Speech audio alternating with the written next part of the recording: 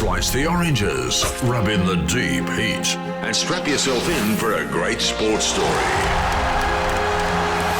Welcome to 1 Week at a Time.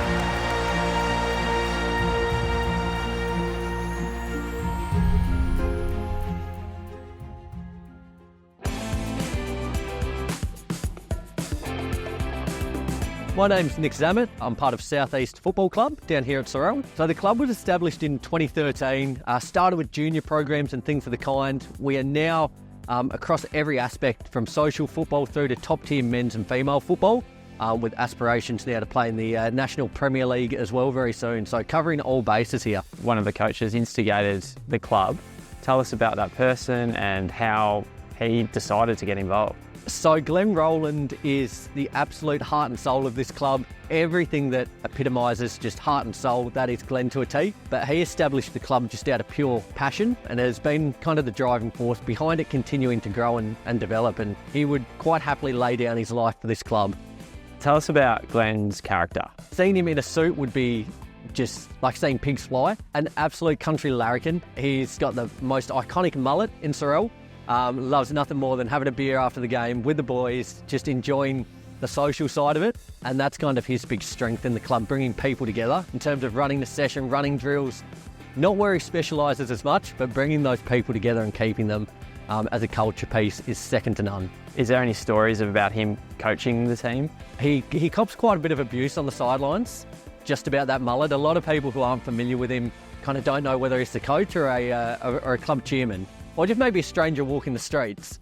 But the mullet now is pretty synonymous with the club as a whole, so he's gained quite a reputation behind that now as well.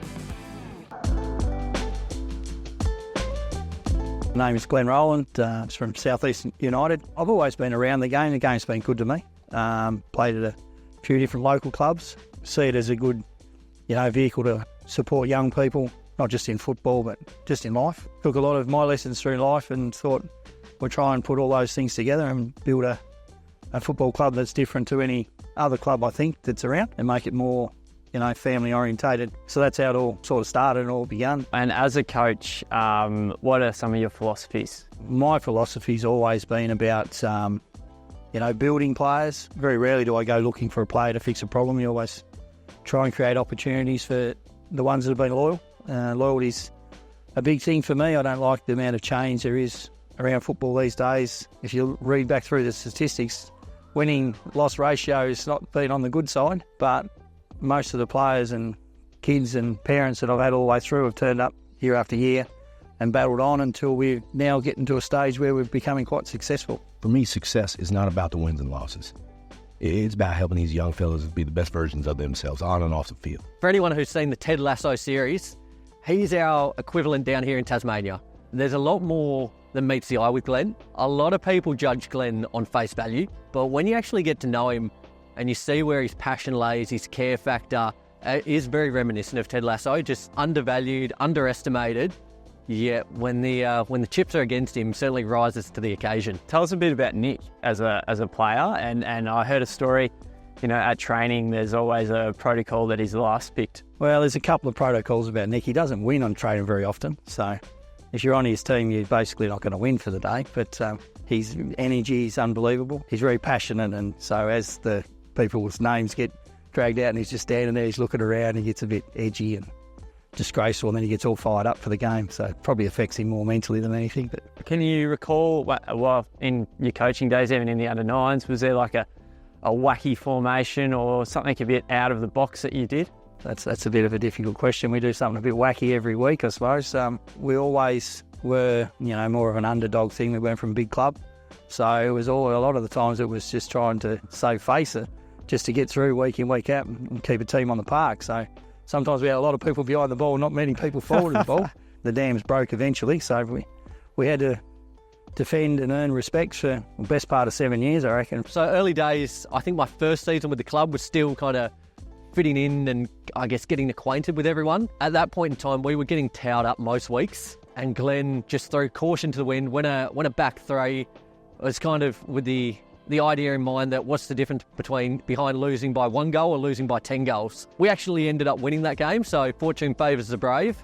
But I think Glen's of that mentality that there's no no point dying wondering. Kind of like the analogy, shoot for the moon. If you don't land on it, hopefully you hit a star, and that's kind of Glen for a tee. Imagine a great win that Glen's managed, coached, and maybe describe that win and the celebrations that Glen was involved in. Last season, we came up against probably about a third of the way through the season against the reigning champions Newtown. They'd won the last couple of league titles, went into the game quite undermanned, played absolutely out of our skins. Glen leading the charge there, that going into the game, the talk wasn't too much about the technical side. It was just about laying your body on the line, leaving everything on the field, blood, sweat, tears, and everything in between. We ended up getting up in that game 4-2, and the scenes after the game, it was just a regular weekly fixture, but it was like we'd won the World Cup. Very, very quickly, as soon as we got into the change room, Glen was the first one with a beer in his hand, willing to pass them out to anyone and everyone who would take one. So that win there was probably the one that sticks out to me. Is there any like fundraising things that are really fun events or fundraising things that you guys do as a team? So as a local community club, fundraising is a key part of what we do. We are self-sufficient through our own acts and endeavours in terms of raising funds. We are so lucky to have probably the top media guy in the state in terms of for footballing clubs, Tony Dam. He does all of our social media, all of our promoting of games, everything of the kind, does a phenomenal job.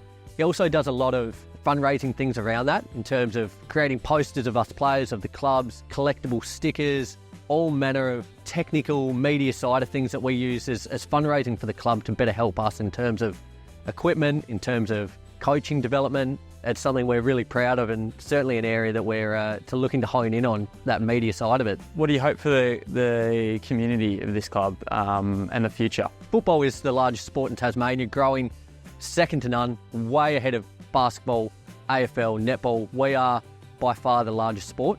For the area as a whole, hopefully now that we're starting to build some traction as a destination club for players, but also for fans, with the results we're getting on the board and the way we're growing as a club, tying that in with our junior program that is growing at a rate of knots. And for us, hopefully we can be a beacon for that, attracting juniors and helping nurture that talent up to our high performance men's football phase as well. The dream is always to go to NPL, so it's not really a dream anymore. It's when now rather than if. Stay loyal and stick by each other and just wait it out. And every year you get better and you just got to catch up. The North East United Football Club story is proudly brought to you by Aussie Broadband's Helping Communities Connect program. An easy way to save money for your club with a discounted internet connection on Aussie's award-winning network and access to other fundraising opportunities. You can apply on behalf of your organisation by searching Helping Communities Connect on the Aussie Broadband website and sign up online. Or you can give the friendly Aussie-based team a call. Hopefully, we'll be telling your club story soon.